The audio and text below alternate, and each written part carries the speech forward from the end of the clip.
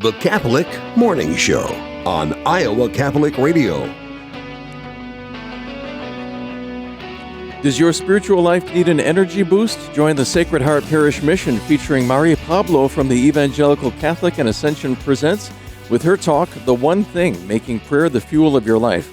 Tuesday, February 11th at 6:30 p.m. in English, or Wednesday evening, February 12th in Spanish at Sacred Heart Catholic Church. That's 1627 Grand Avenue in West Des Moines. Treats and refreshments to follow in the parish hall both evenings. Well, what's also going to be a real treat is, as always, having Deacon Randy Kiel join us. He's from, remind me of your parish again, Deacon Randy. Holy Trinity? No, good morning, Matt. I'm at Christ the King. Christ the King, that's right. Christ the King. It's been so long. You know, I only do this once in a great while, filling in for Bo. So I'm grateful that you're here, putting up with my lack of knowledge as to what your parish is. But I know that... Oh, Matt, hey, listen, we are a part of the kingdom of Jesus Christ.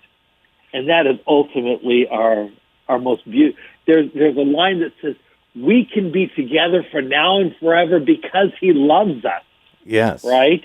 Absolutely. And that's the unity that we feel in the spirit around us. But actually, I heard you yesterday, and I thought, I wonder if I'm going to get to be on with Matt tomorrow. That'd be lovely. Well, I know that no matter what I say, even if it's something as egregiously erroneous as, getting your parish wrong, that you're going to have unconditional positive regard for me, aren't you? Yes, I am. You see what I did there? Yes, I am. That was all planned out, totally. I've thought about, so often when I get to come on monthly and talk about mental health. And quite often, we hear language in the media of mental health crisis. And people will think, well, I'm not in crisis, so I'm okay. I want to do like sort of an examination of personhood, not necessarily examining conscience, but examination of personhood, and kind of look at the topic of our own personal disposition. Our disposition comes from our mental health, which also incorporates our spirituality. Thank goodness, we live in a state that spirituality is still recognized as part of our mental health, because not every state has that. But as a licensed mental health counselor, clinician, myself and the people at Kardia Counseling, we practice a theoretical orientation that's actually incredibly Christ-centered, even though it had humanistic foundings in the 1950s. But prior to that, it had Christ all over it with what he brought to the world, and that as God was unconditional positive regard. And I want to just give it a little definition. So I want us to kind of look inside and say, how is my definition? How am I doing with being a practitioner of unconditional positive regard for the people I meet in life? Unconditional positive regard refers to a situation where someone continues to see someone else in a positive light, that would be the light of Christ, regardless of what their situation is or what their actions, attitudes, beliefs, or offenses have been. That we allow love to flow, trust, and commitment to the other person to boost who they are as a creature of Jesus Christ and a creation of God. That's unconditional positive regard. Oh, that's beautiful, and when Deacon I think Randy. of this, Matt, you go ahead. Oh, no, please finish your thought. I think of, there's a term that we use that, who do we aspire to be unto? And we can say, we aspire to be unto Jesus Christ. Years ago, as a former Protestant evangelical minister, to be like Jesus. That was very thematic. And then, as Catholic, be able to incorporate the saints. One of my favorite saints that I follow and work to emulate that gave us beautiful definitions of this would be St. Francis de Sales. Mm-hmm. And there's a quote that he says, be who you are and be that well. Yeah, it's a little bit of like St. Catherine of Siena's, like, be who you were made to be who you are, and it'll set the world on fire, right? Like that. Yes, Beautiful. It will. We were just talking about St. Francis not too long ago. Deacon, what are some examples of, like, practical examples of the unconditional positive regard, or some things that we can look for and some things that it's not? Like, what is it and what isn't it? Sure, Elise. I'll do a compare and contrast with that. When we go into reconciliation, we go in sometimes with, quite often for me, with a trembling heart. I walk in with fear. One of the first things quite often I'll say to the priest is, I need to confess that I'm scared to be here. Wow, yeah. You're not alone. Our humanness fears judgment, doesn't it? It fears condemnation. It fears judgment. It fears criticism. And it's like if someone says to me, I need help because I can't handle criticism. Well, hello? No one likes that. No one likes rejection. No one likes criticism.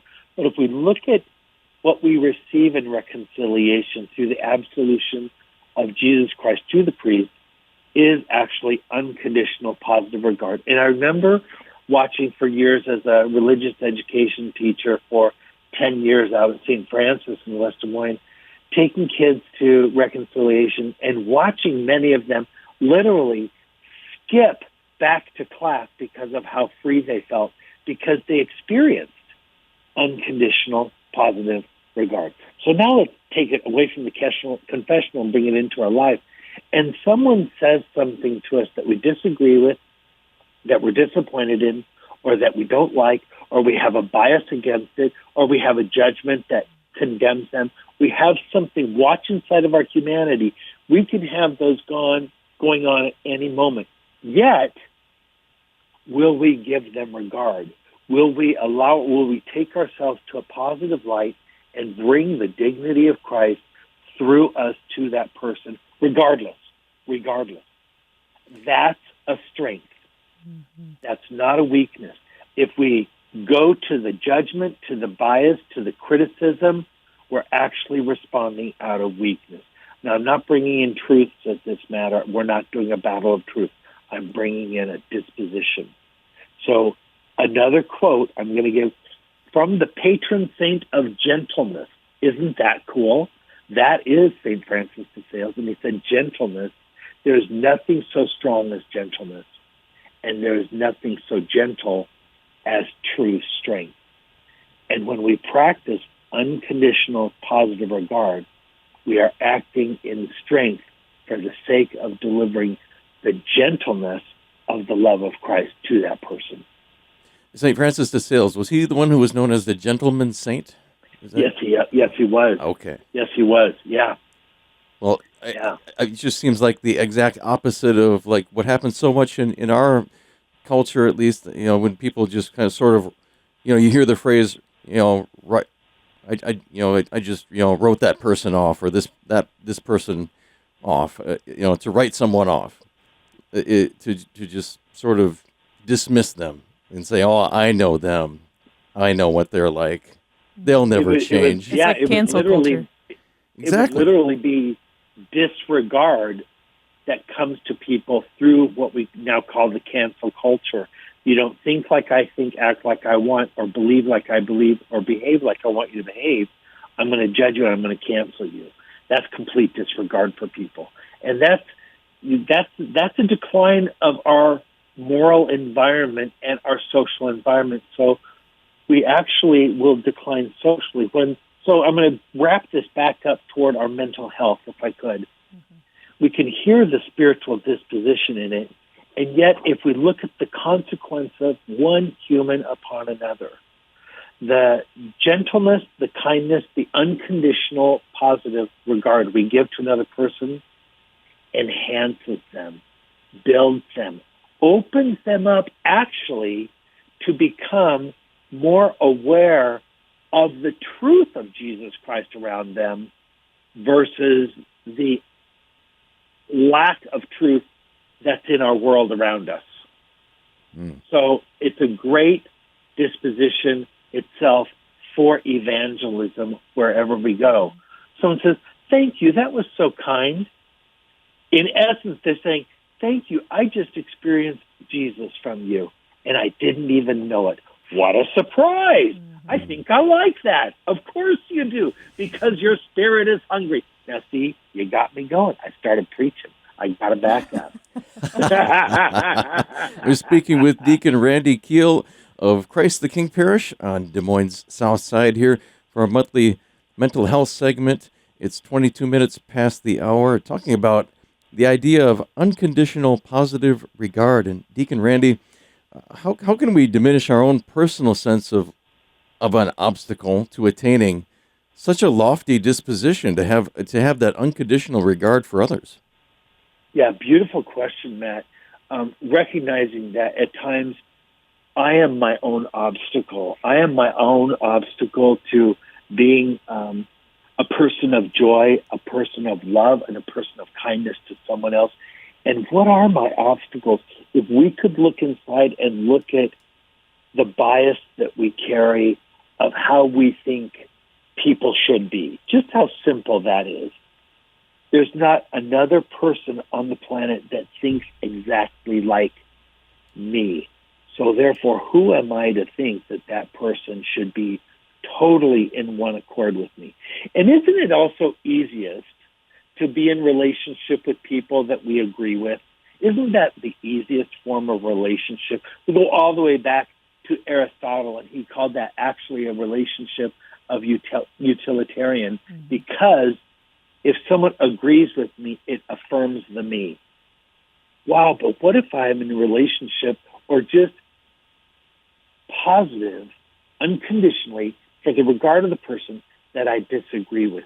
We can still sustain relationship. For example, I grew up in a home where one parent was Protestant, one parent was Catholic. They were also, one parent was Democrat, one parent was Republican.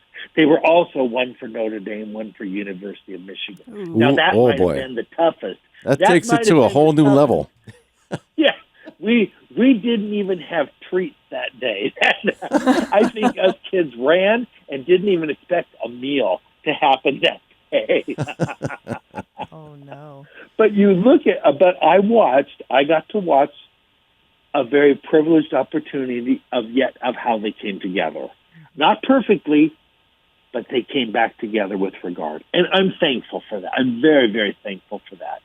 And it's one of my personal prayers that as I sit before another person in counseling, or as I stand behind someone else in line, or let's even say I'm in my car in a line of traffic, can I sustain unconditional positive regard for the car in front of me, for the person in front of me, or for the person alongside of me? Can I do that? Yeah. Yes, we can. We don't do it all within our own might. We do that prayerfully through the Holy Spirit of Jesus Christ also. May we welcome him into our life to be a vessel of unconditional positive regard, just as we receive in the confessional through the priest as he offers himself over to Jesus Christ, and the Holy Spirit brings us absolution for the sake of what we feared, condemnation. And we're worthy of condemnation through that sin. But he offers us the absolution. And in those moments, we are receiving God's unconditional positive regard and free from condemnation. So we have that beautiful model, actually through all the sacraments. We have that beautiful model before us. And it's available for us in absolutely every aspect of life. Yeah, wherever we go and whoever we talk with. Deacon Randy, I go back to the sports analogy. I think it's so pertinent. I think the idea of sportsmanship, can't really even exist without some level of this positive regard for the other. I think it's very pertinent. When as the Super Bowl approaches, you think of how we treat referees. Even if someone makes a quote unquote bad call, we still are obligated to see that person as someone who is created in the image and likeness of God. When we want to scream from our gut, "You're wrong," let's just do a check. Are you sure? Are you sure? Yep. Yeah. I know a couple referees, and the amount of rules that they know would be like talking with a canon lawyer. I'm not so sure that I can go toe-to-toe with that person because they have these books memorized inside of them, right? They go, whoa, I don't know how to think that detailedly. But referees do. Mm-hmm. But it's actually shallower of us to argue, and it's deeper of us to be in accord with regard with one another. Just think of it. We let a child know that they're still a good person even when they misbehave. Positive regard. We still stand alongside of a friend even after an argument. Positive regard. We let our husband and wife know that we still love them even regardless of our financial or professional or sociological clout in the world. So it sets aside ego. It sets aside ego. Yeah. And it allows us to be seen as the person in front of us. Just a couple minutes left here. Elise, you have one last question. Well, yeah, just like how do we see that actually affect the person? And how does that affect our own mental health in response? I think, Elise, when I'm on the other side that just receives me, it sort of almost drops my jaw. Like, thank you. My mental health feels better when someone receives me unconditionally and has positive regard, and they go, that's okay, because there's that part, since the fall of man, we expect condemnation and we expect judgmentalism. But when someone says, basically, I'm here with you regardless, and I see positive light in you, it humbles us. We have such a fear we carry inside of our own mental health, inside of our mind. We carry a fear of rejection and condemnation. We have since the fall of man. It is part of the byproduct of original sin that lives inside of us. So when someone stands opposite of that, it helps to set us free. And we can't help but lift our soul. Elise, I know you from Holy Trinity, and I think back to one time after one Mass, after I preached, and I work very mindfully to be positive in preaching, because you do a good job. I just want you to know. Thank you. But I remember one man approached me after Mass and said, "Young man," now, first of all, I thought that was beautiful. And he said, "Young man, don't you think you need to be bringing more sin and grinding in it? Like, we've got to be afraid of sin." And I said, "Sir, I'll give that some thought." And he just relaxed. I think he thought I'd come against him. I'll give that some thought. And he just relaxed. His face relaxed. He said, "Thank you." Yeah. Just wanted to be heard. Yeah, we just want to be heard. He just wanted to be heard and seen. He just wanted his point spoken, and he felt something free enough to even tell me that. But I didn't have to oppose him. I felt in the other part of me that wanted to almost disregard. I wanted to battle him. I'll take you on. No, that's the other side. Matt, that's the part that says, "You want to fight? Come on, let's go." Yeah. No. Yeah. So that's a good example of, I remember that, just thinking of you, Elise, just harkens me back to Holy Trinity, which is partly a sense of home inside of me. Yeah. And I remember that day, and that I felt that battle. I almost wanted to, no, receive him. Well, maybe that's why the Holy Spirit brought up Holy Trinity at the beginning of this interview. Right. Unfortunately, there you go. Unfortunately, we're out of time, but Deacon Randy Kiel, where can people learn more about you and what you do? Yeah, Kardia Counseling. We've been in practice for over 30 years, 33 years out in Clive area, and it's a group of us that work as counselors of mental health for hour after hour. We sit with people face to face. We go either into the trenches of glory, or we go into the aisles of glory, the trenches of agony with people, and we work to enhance people's mental health so that goodness of Christ can flow into them and through them. So we can find more out about that at KardiaCounseling.com, where you can watch a few videos about us, or you can also contact us by phone at 515-267-0030. And Kardia with a K, Kardia Counseling.com. All right. As always, thank you, Deacon Randy Kiel, for joining us here on the Catholic Morning Show. Have a blessed day. Es un gozo estar aquí con ustedes. Great to be with you guys. Love you both. Bye-bye. All right. I was going to maybe throw out a little Italian, but I'm blanking right now. It's 33 past the hour. We got to take a break, do a reset. When we come back, news, weather, sports, your saint of the day payoff, and then David Piper from the Sarah Club, all coming up on the Catholic Morning Show. Don't go away. The Catholic Morning Show is a production of the Iowa Catholic Radio Network. To hear this and other programs, visit iowacatholicradio.com or download the Iowa Catholic Radio app.